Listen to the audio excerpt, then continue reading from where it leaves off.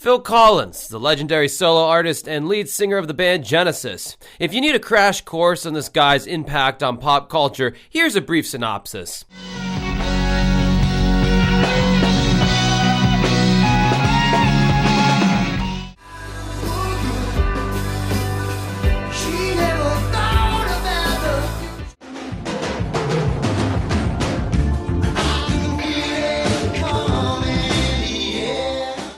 Dennis quit to pay the taxi.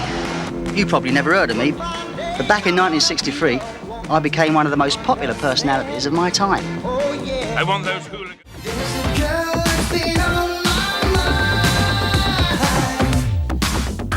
Now, if you've been keeping up with this channel for any amount of time, you know I love the Genesis era Phil Collins and only kind of sort of mess with his solo material, though I do think there are some great songs he wrote on his own. Well, given Phil's influences outside of his prog rock musings, there was an obvious bent towards funk and R&B within his solo career. This served Phil well as he shot up the Billboard charts to become one of the most prolific solo artists of the 1980s. Much like Elton John or Paul McCartney, Phil's songs will live on in the pantheon of classic pop staples, period. One community that Phil's music really seemed to resonate with was the urban community, which is music industry speak for black community. Whether it was implementing traditional R&B staples like horn sections,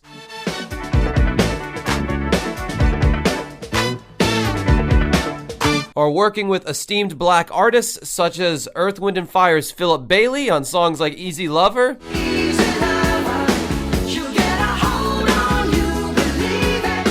or just the soulful way Phil sang his songs with relatable lyrics that echoed the likes of his R&B influences. Phil Collins struck a note with the black community in a way that his white contemporaries just couldn't seem to do. However, with that being said, there was an album that was released in 2001 that was a complete misstep when it came to giving Phil Collins his flowers.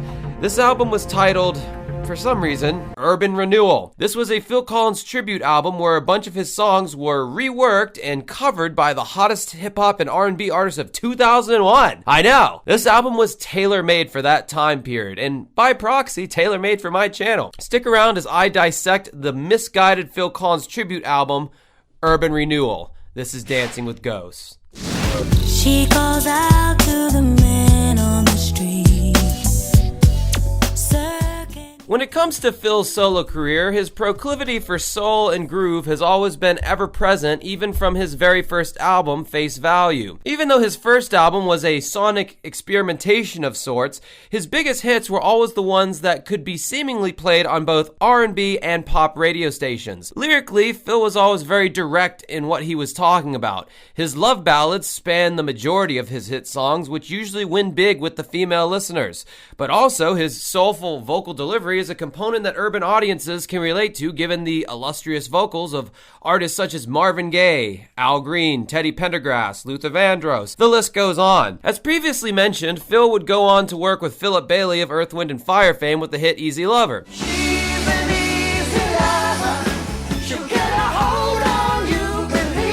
He covered You Can't Hurry Love by the Supremes to critical acclaim.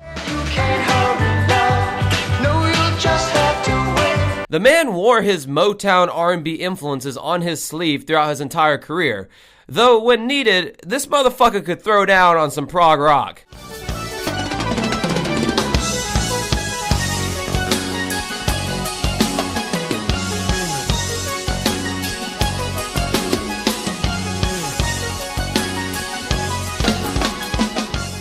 As the decades marched on, Phil's music would go on to influence the R&B and hip-hop genres with the copious samplings of his songs. Eventually, the hip-hop and R&B community would pay tribute in 2001 with the oddly titled Urban Renewal album.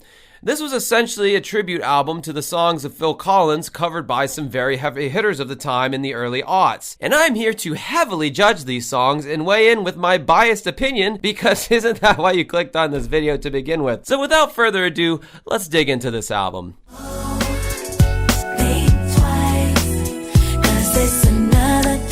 Track 1, Another Day in Paradise, featuring Brandy and Ray J. This was kind of the hit single off the album, I guess you could say, though it really only charted in Europe. There wasn't even enough budget from the record label that a music video was shot for this song. This is kind of the worst cover you can do. This is the type of cover where they don't really change a whole lot, but they try to modernize the song, as if that infers that there is something wrong with the original to begin with.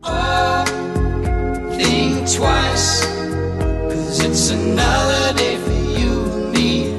They kind of strip the song of all natural feel and add a bunch of processed drum machines over singers who had some sort of cachet at the time. There's really no reimagining or reinventing the wheel here. This feels like a stupid idea to begin with, only because the songs were hits to begin with. So what are you really going to do to change them and make them more hittier? I mean, yeah, you got modern artists singing over them, but the song wasn't written for them. It's just a watered down cover of a song from the 80s now. The only time this has worked in hip hop is when you sample a small portion of the song to where it kind of changes into something completely different. You put a different beat under it and then you rap over it. It was a clear black night, a clear white moon. Warren G was on the streets trying to consume some skirts for the E so I could get. Forget we're not in love anymore. I keep forgetting.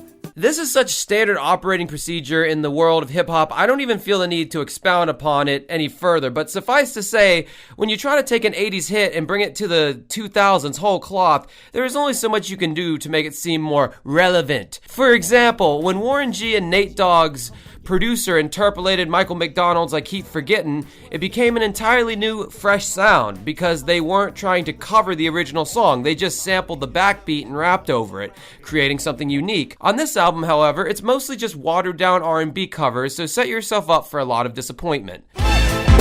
If he calls me, I'll be there. Track 2, or technically track 3 because there was a stupid intro track that didn't add anything to the album, is Sussudio, covered by legendary crackhead Old Dirty Bastard. The rap verses have nothing to do with the original song and are just throwaway bars. And even clean it with comment, even Borax, some truck Ajax only mixed with the best. And then, you know, they sing the chorus. Quite frankly, it's an embarrassment that wouldn't get any party started. You can run and you can hide, but I'm not leaving unless you come with me. Track number 4 is Something Happened on the Way to Heaven, as sung by Deborah Cox, who is still a well-respected woman in the world of R&B. This track suffers from not really sitting in the pocket rhythmically. It feels rushed, as if they are trying to maintain the same tempo as the original. Outside of that, they musically stripped away anything that set the song apart from any other generic R&B song of the 2000s. The entire vibe just feels disingenuous, like, way to take a great late 80s pop song and make it sound as generic as hell. This album is actually a decent exercise in how to take great pop songs and water them the fuck down. This must be love I'm feeling. This must be love. It must be love I'm feeling. Track 5, This Must Be Love by Dane Bowers featuring Khalees. You know, there's a certain indescribable nature to writing a hit song, or at least a song that connects with people in their soul. Sometimes you might get lucky and it may just fall in your lap, like Michael Jackson's Billie Jean. When I wrote Billie Jean, I was riding in my car down Ventura Boulevard. All I said to myself beforehand, I want to write a song with a great bass hook, you know, and I just let it go, really. And then several days later, you know,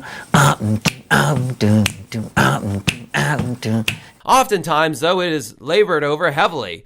This Must Be Love, off of Phil Collins' debut solo record, Face Value, was one of those interesting experiments that began with that fantastic organic bass line played by Alphonso Johnson. Just using bare instinct, you know, I started playing the notes of the chords and came up with that, you know, kind of loop, which was like a...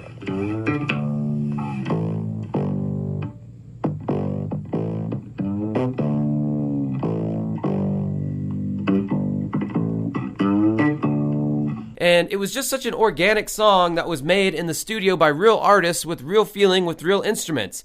I don't know, man. This shit just doesn't lend itself to be chopped up and quantized by a Pro Tools program, with today's hottest R&B singers lending their vocals. All of the heart is quickly drained from the track when you start doing that kind of shit.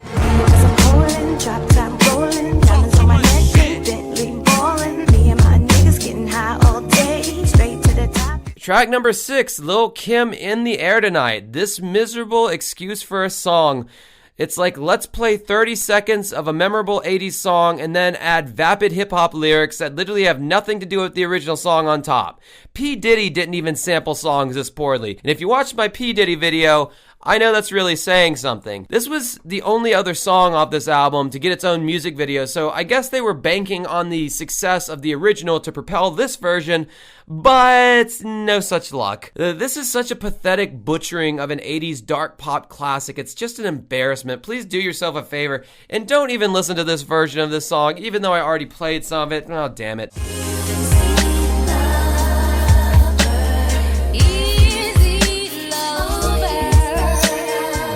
Track 7, Easy Lover, sung by Coco.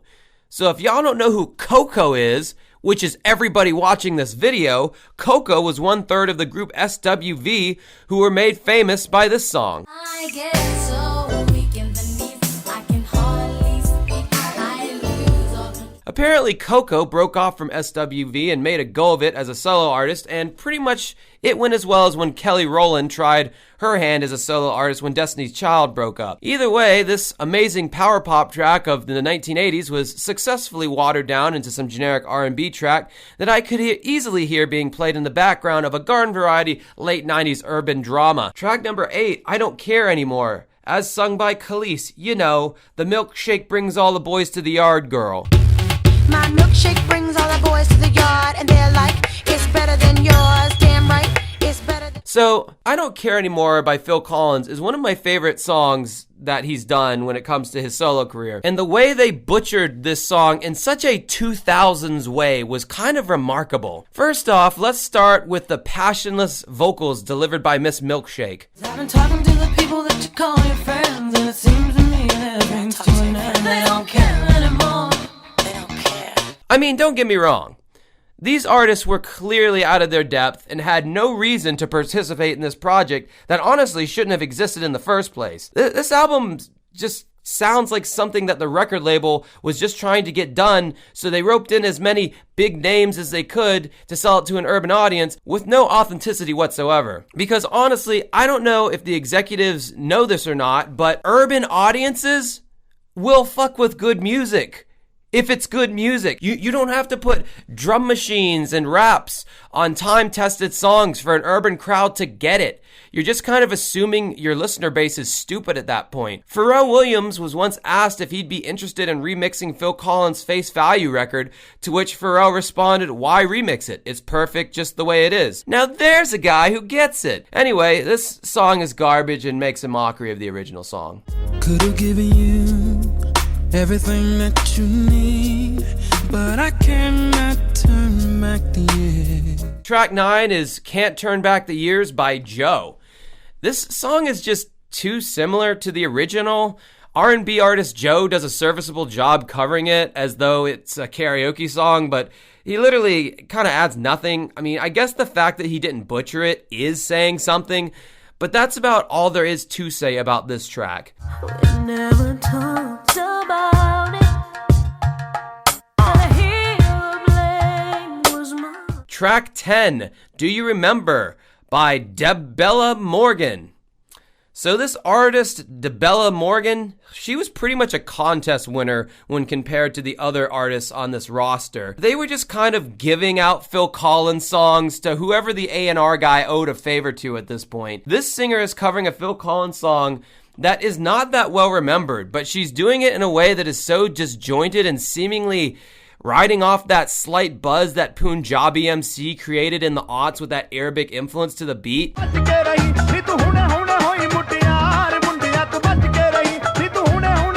This is a track that nobody will ever want to hear. Can I just let you walk away? Just let you leave without a trace. Track number 11, Against All Odds by Montel Jordan. This is how we do it. So I will go on record right now and say that the original Against All Odds by Phil Collins is, in and of itself, pretty schlocky. So when Montel, the This Is How We Do It guy, decided to cover it, I mean, it's not like there's that many people clamoring for the original, unless you have some kind of deep-seated nostalgia for it. I guess it's a serviceable R&B cover of the original, but with that being said, you can't really compete with nostalgia, so the original is going to win out every time when compared to this version.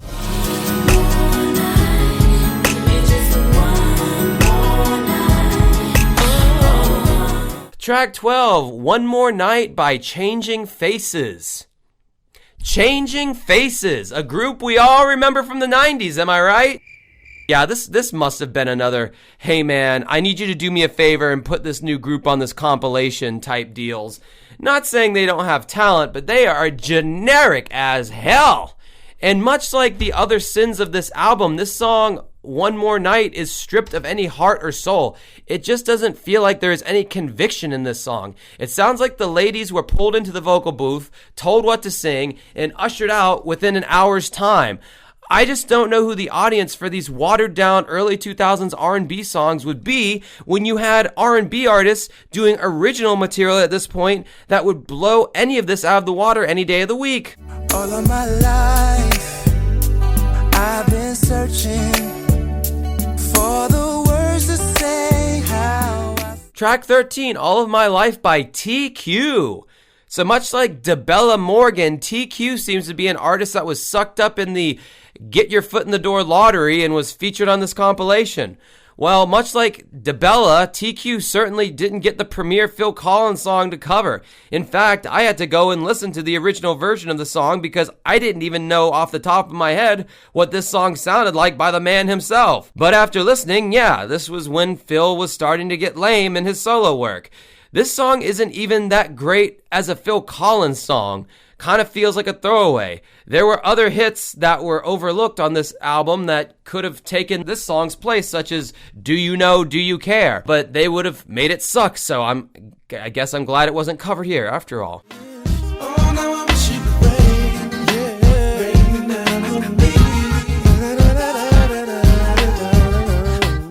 Track 14, I Wish It Would Rain Down, as sung by Brian McKnight. So they take an artist who actually had some heat in the late 90s, Brian McKnight, and they pair him with a pretty decent Phil Collins song, I Wish It Would Rain Down, and they do the exact same shit they did with every other track on this album. Give it some shitty, gated early 2000s R&B production, strip any kind of soul off the track, and bank on the big name covering the song. I swear to God, all of these songs sound like the end credits to any urban movie of the late 90s, early 2000s. Just some soulless throwaway as you walk out of the movie theater on your way to the Olive Garden. I can't believe how non-forward thinking the engineers who orchestrated this album were. It's like you had legitimate talent on this roster who have sold millions of records in their own right, yet you somehow managed to take hit songs, Phil Collins songs, and systematically suck out any soul or feeling and replace it with drum machines and rigid staccato samples that were already dated a year or so before this album's release. Let's just finish this shit off already.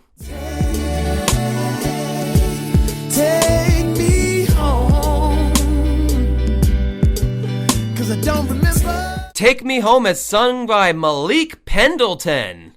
Malik Pendleton? What a household name he turned out to be. Okay, so they pretty much saved the worst track for last. First of all, Malik Pendleton is pretty much only known for singing on this compilation. I got no earthly idea who this motherfucker even is, and the audacity for the producers to give him such an iconic Phil Collins song, man, did he ever fuck it up. Like, what the fuck was this project even? I love that the black community has embraced an artist as versatile as Phil Collins, but this was the wrong medium. This did feel dirty as fuck. If this was the first time you've ever heard a Phil Collins song, I feel sorry for you because this was an absolute abortion of the Phil Collins legacy. I would say this was a cash grab, but it certainly didn't do any kind of significant numbers outside of maybe Europe. Now, I think ultimately this was an experiment in seeing how Phil Collins' music might be repackaged and sold to an R&B audience. The experiment clearly failed. Just leave his songs how they are. Don't care anymore. So in conclusion, it was a cool idea for R&B and rap artists to come together and pay homage to someone who influenced them, but this particular idea tried way too hard to be hip instead of doing the songs justice. I understand that rap and R&B typically live and die by the moment in time that they are birthed in, and very little of those hits stand the test of time. Well, when you're dealing with someone like Phil Collins, you gotta be a little more clever if you're going to make something that outshines the original version, because that motherfucker had heart and talent for days. And that's probably why his songs are still highly regarded to this day. Anyway, this album is stupid, and you probably figured that out before you even clicked on this video. I hope you enjoyed watching nonetheless, and until next time, have a good rest of your night.